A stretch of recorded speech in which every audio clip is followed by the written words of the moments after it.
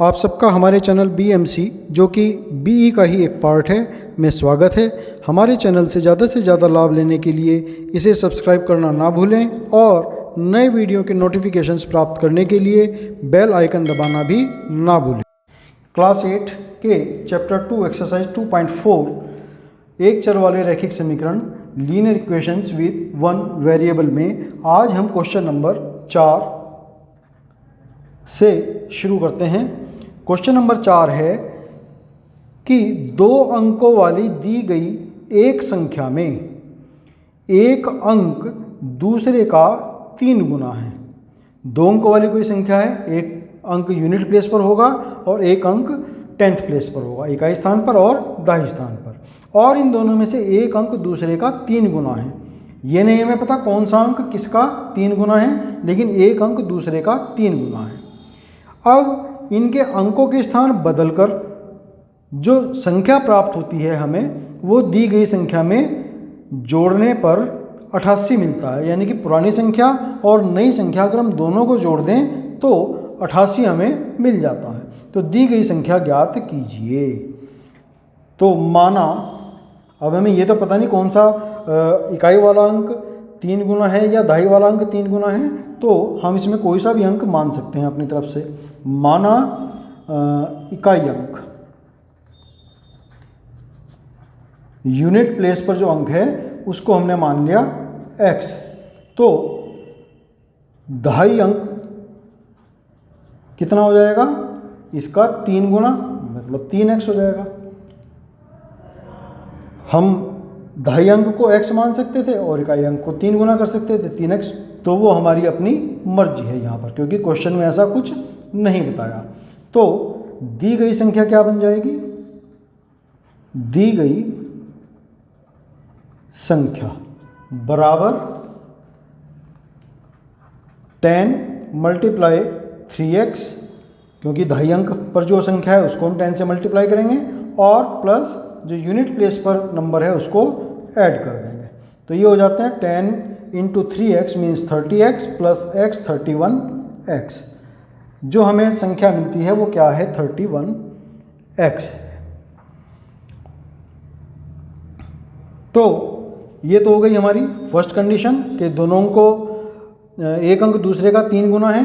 अब प्रश्न में क्या दिया है, प्रश्नानुसार अकॉर्डिंग टू द क्वेश्चन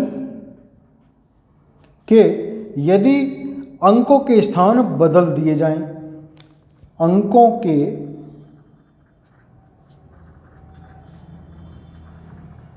स्थान बदलने पर, मतलब जो यूनिट प्लेस वाला नंबर है उसको 10th प्लेस पर रख दें और 10th प्लेस वाला जो नंबर है उसको यूनिट प्लेस पर रख दें, तो प्राप्त संख्या क्या होगी, 10 मल्टीप्लाई, अब किसको मल्टीप्लाई करेंगे 10 से, जो यूनिट प्लेस वाला नंबर था x को, तो 10 इंटू एक्स हो जाएगा। और यूनिट प्लेस पर कौन सा नंबर रखेंगे, 3x को रखेंगे, तो ये हो जाएंगे 10x प्लस 3x 13x। फिर इसने कहा कि दोनों संख्याओं को जोड़ दिया जाए, मीन्स जो हमें नई संख्या मिली 13x और जो पुरानी संख्या में हमारे पास थी 31x। प्राप्त संख्या प्लस दी गई संख्या, इनको जोड़ दिया जाए तो क्या मिलता है हमें, 88 मिल जाता है। तो प्राप्त संख्या क्या थी, 13x थी और दी गई संख्या क्या थी, 31x थी, बराबर 88। दोनों को जोड़ दिया, 13x प्लस 31x दोनों मिल करके 44x बनाते हैं, बराबर 88। तो x का मान यहाँ पर हमें मिल जाता है 88 बटे 44, 2, x इज इक्वल टू हो जाता है 2। तो जब x इज इक्वल टू हमें 2 मिल गया, तो यानी कि इकाई अंक हमें पता चल गया और दहाई अंक भी हमें पता चल गया, 3 मल्टीप्लाई 2 मीन 6। तो दी गई संख्या वो भी हमें पता चल गई, क्या थी वो दी गई संख्या, 31x मीन्स 31 गुणा 2, ये हो जाते हैं 62 तो हमारा आंसर आ जाता है 62। अब आंसर चेक भी कर लेते हैं कि आंसर सही है क्या नहीं है। देखो, दी गई संख्या में एक अंक दूसरे का 3 गुना है, तो 2 3 जा 6 हो गई। फिर पहले वाली जो हमारी कंडीशन थी कंप्लीट। फिर सेकंड में कहा कि अंकों के स्थान बदल दिए जाएं, तो अंकों के स्थान बदलने पर क्या हो जाता है, 62 की बजाय संख्या बन जाएगी 26। इन दोनों को जोड़ने पर तो 62 + 26 6 और 2 8, 6 और 2 8 88 प्राप्त होता है। तो हमें भी 88 प्राप्त हो गया, यानी कि हमारा आंसर बिल्कुल सही है। तो क्वेश्चन नंबर 4 कंप्लीट हुआ। अब हम करेंगे क्वेश्चन नंबर 5। क्वेश्चन नंबर 5 है कि शोभो की माँ की आयु शोभो की आयु की 6 गुनी है। 5 वर्ष के बाद शोभो की आयु उसकी माँ की जो वर्तमान आयु है उसकी 1/3 रह जाएगी। तो दोनों की आयु ज्ञात कीजिए। तो माना, हम किसी की भी आयु इसमें मान सकते हैं, माना शोभो की आयु, वर्तमान आयु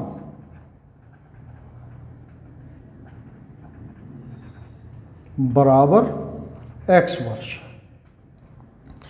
क्या कहा कि शोभो की माँ की आयु शोभो की आयु की 6 गुनी है। अब हमें शोभो की आयु पता है x वर्ष है, तो शोभो की माँ की आयु कितनी है, 6 गुना शोभो की आयु, मतलब 6x। इतने वर्ष x वर्ष की तो शोभो है और 6x वर्ष की उसकी माँ है। फिर 5 वर्ष बाद प्रश्न के अनुसार क्या कहा, 5 वर्ष बाद। अब 5 वर्ष बाद दोनों की आयु कितनी कितनी हो जाएगी, दोनों की आयु में 5 5 जोड़ देंगे हम। 5 वर्ष बाद शोभो की आयु बराबर x + 5 हो जाएगी और माँ की आयु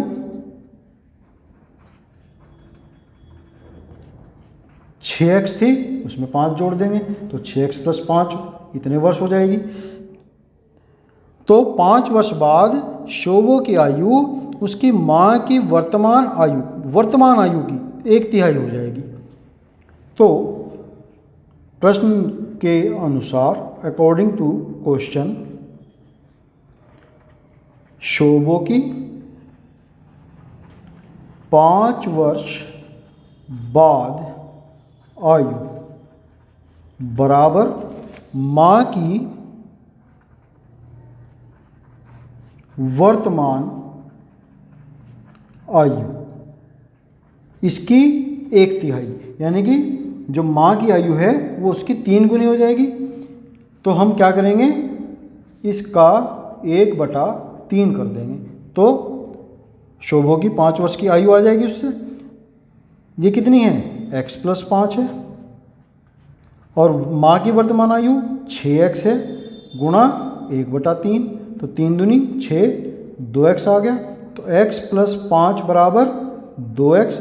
x का पक्षांतर करने पर by changing the side of x, तो क्या मिलेगा, 5 बराबर 2x - x मीन्स x बराबर हमें मिल गया 5 वर्ष।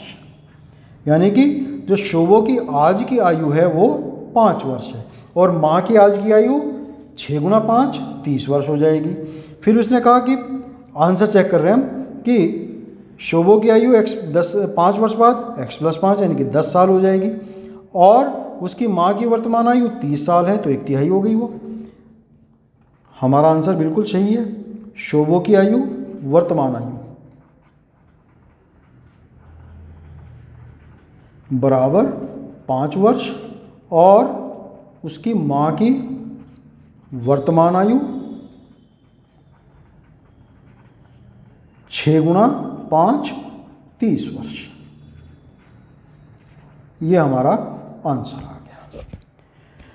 अब क्वेश्चन नंबर 6। क्वेश्चन नंबर 6 है, किसी गांव में तंग आयताकार भूखंड विद्यालय बनाने के लिए सुरक्षित है। मतलब एक कोई प्लॉट पड़ा हुआ है वहाँ पर जिस पर कि हमें स्कूल बनाना है। इस भूखंड की लंबाई और चौड़ाई में 11:4 का अनुपात है। यानी कि अगर लंबाई 11x है तो चौड़ाई 4x हो जाएगी। गांव पंचायत को इस भूखंड की बाड़ कराने में, यानी कि चारों तरफ हमें इसकी बाउंड्री करानी है, 100 रुपये प्रति मीटर की दर से 75,000 रुपये खर्च करने होंगे। तो भूखंड की माप ज्ञात कीजिए। माना आयताकार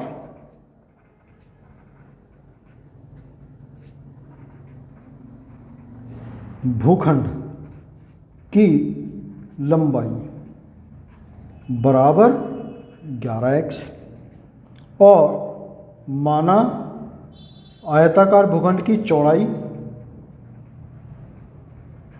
बराबर 4x। 11x लंबाई है और 4x चौड़ाई है, क्योंकि अनुपात दिया है तो उसी अनुपात में हमने इनकी लंबाई और चौड़ाई मान ली। अब उसकी फेंसिंग करानी है, मीन्स चारों तरफ तार बाड़ करानी है। तो तार बाड़ कराने के लिए हमें क्या पता होना चाहिए? इस आयताकार भूखंड का परिमाप। तो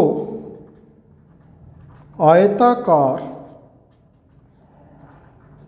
भूखंड का परिमाप, तो किसी आयत का परिमाप क्या होता है?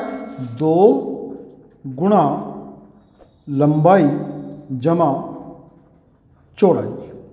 तो 2 गुणा 11x जमा 4x। तो 11 और 4 15x, 15 गुणा 2 30x। तो यानी कि उसका जो परिमाप है 30x मीटर है और लंबाई भी उसकी मीटर में थी। तो 100 रुपये प्रति वर्ग मीटर की दर से 75,000 रुपये खर्च करने हैं। ठीक है, 1 मीटर पर बाड़ का खर्च बराबर ₹100। 1 मीटर पर जो है बाड़ कराने का खर्च कितना है? 100 रुपये है। तो 30x मीटर टोटल जो उसका परिमाप है, उतने ही मीटर पे हमें बाड़ करानी होगी। पर खर्च कितना हो जाएगा? 100 गुणा 30x, मतलब 3000x रुपये उनको कुल खर्च करने होंगे। और बाड़ कराने पर आने वाला खर्च कितना है? 75,000 रुपये है। और हमने कितना ज्ञात किया? 3000 रुपये। तो 3000x बराबर हो गया 75,000। तो यहाँ से हमने x की वैल्यू निकाल लेंगे, 75,000 भाग 3000। 1 2 3 जीरो कट गए और 25 दिया 75 होते हैं। तो x का मान आ गया 25। यानी कि जो भूखंड है कि लंबाई कितनी हो जाएगी? 11x मीटर थी, तो 11 गुणा 25 गुणा करेंगे, 25 से कम 25, 2 25 से कम 25 और 2 27, 275 मीटर तो उसकी लंबाई आ गई। और भूखंड की चौड़ाई कितनी है? 4x। तो 4 गुणा 25, 100 मीटर उसकी चौड़ाई आ गई। तो ये उसका आंसर आ गया। अब हम करेंगे प्रश्न नंबर 7। तो प्रश्न नंबर 7 है, हसन स्कूल वर्दी बनाने के लिए 2 प्रकार का कपड़ा खरीदता है। कमीज के कपड़े का भाव 50 रुपये मीटर है और पतलून यानी कि पैंट के कपड़े का भाव 90 रुपये मीटर है। शर्ट के लिए जो कपड़ा खरीदता है उसका रेट तो है 50 रुपये मीटर, और जो पैंट के लिए कपड़ा खरीदता है उसका रेट है 90 रुपये मीटर। कमीज के प्रत्येक 3 मीटर कपड़े के लिए पतलून का 2 मीटर कपड़ा वो खरीदता है। मतलब अगर 3 मीटर कपड़ा कमीज के लिए खरीदा है तो 2 मीटर कपड़ा वो पैंट के लिए खरीदता है। इस प्रकार कपड़े को वह इस कपड़े को क्रमशः 12% और 10% का लाभ लेकर के 36,600 रुपये में बेच देता है। तो पतलूनों के लिए उसने कुल कितना कपड़ा खरीदा था? माना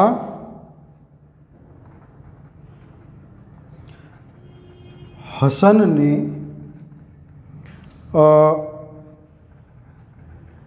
कमीज के लिए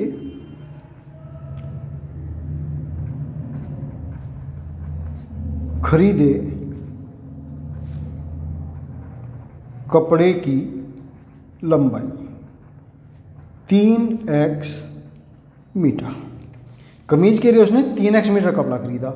और तो हसन ने पैंट के लिए कितना कपड़ा खरीदा होगा? प्रत्येक 3 मीटर के लिए 2 मीटर कपड़ा पैंट का, यानी कि 3x के लिए कितना हो जाएगा? 2x metre. इतना कपड़ा पैंट के लिए खरीदा और इतना कपड़ा कमीज के लिए, 3x मीटर कमीज के लिए और 2x मीटर पैंट के लिए खरीदा। अब उसने कहा कि कपड़े का कमीज के कपड़े का भाव 50 रुपये था, तो कमीज के कपड़े का मूल्य कितना हो जाएगा? 1 मीटर का 50 रुपये है तो 3x मीटर का कितना हो जाएगा? 3x गुणा 50, यानी कि 150x रुपये उसने कमीज के कपड़े का मूल्य दिया। और पैंट के कपड़े का मूल्य क्या हो जाएगा? 2x गुणा 90, यानी कि 180x रुपये उसने कमीज के कपड़े के लिए दिए, पैंट के कपड़े के लिए दिए। फिर उसने कहा कि इन कपड़ों पर क्रमशः 12% और 10% का उसने मुनाफा कमाया, लाभ कमाया। यानी कि जो कमीज का कपड़ा था उस पर तो 12% का, और जो पैंट का कपड़ा है उस पर 10% का लाभ उसने लिया और टोटल 36,600 रुपये में सारा कपड़ा उसने बेच दिया। यानी कि देखो एक ये तो हो गया हमारा क्रय मूल्य, कमीज के कपड़े का क्रय मूल्य। ऐसे ही पतलून के कपड़े का क्रय मूल्य हो गया। अब उसने विक्रय मूल्य हमें पता करना है, जितने पर उसने बेचा। तो विक्रय मूल्य होता है, विक्रय मूल्य बराबर क्रय मूल्य गुणा 1 प्लस लाभ बटे 100। ये इसके लिए सूत्र है। तो कमीज के कपड़े का विक्रय मूल्य सेल प्राइस, ये तो ऊपर क्रय मूल्य था, परचेज प्राइस था, अब उसने सेल प्राइस उसका जो है एसपी क्या हो जाएगा? 150x इतने में खरीदा था उसने, गुणा 1 जमा 1 प्लस लाभ कितना है? 12% का, तो 12 बटे 100।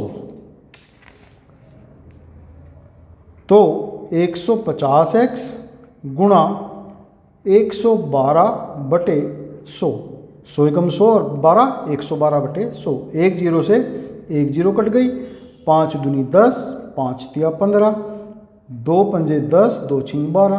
तो ये आ जाते हैं 3 छंग 18, 1 3 पंजे 15 और 1 16, 168x रुपये का उसने कमीज का कपड़ा बेचा। उसी तरीके से पैंट का विक्रय मूल्य, पैंट के कपड़े का विक्रय मूल्य सेल प्राइस बराबर हो जाएगा 180x गुणा 1 प्लस उस पर कितना लाभ लिया उसने? 10% का, तो 10 बटे 100। तो ये हो जाएंगे 180x गुणा 11 बटे 10, 0 से 0 कट गई, ये आ जाएंगे 11 8 88, 8 11 11 और 8 19, 198x रुपये का उसने जो है पैंट का कपड़ा बेचा। दोनों मिलाकर के 36,600 में बेचे।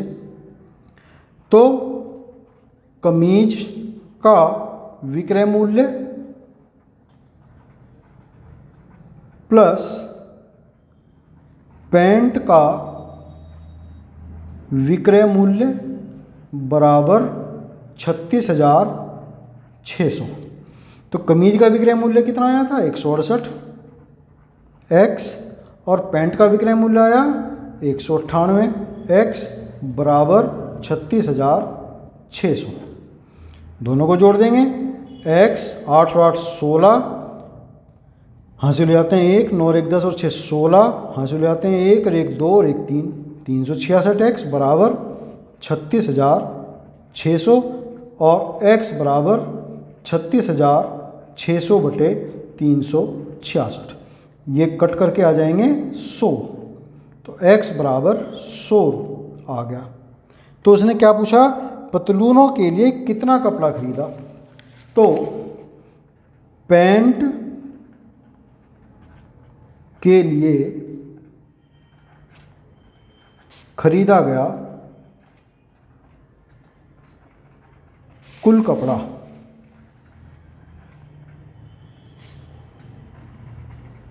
कितना 2x मीटर। तो 2x था तो यानी कि 2 गुणा 100, 200 मीटर उसने पैंट के लिए खरीदा। और कमीज के लिए अगर निकालना हो तो 3 गुणा x, 3 गुणा 100, 300 मीटर कपड़ा कमीज के लिए खरीदा।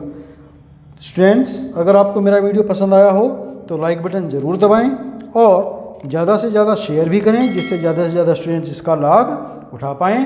धन्यवाद। आपका दिन शुभ हो।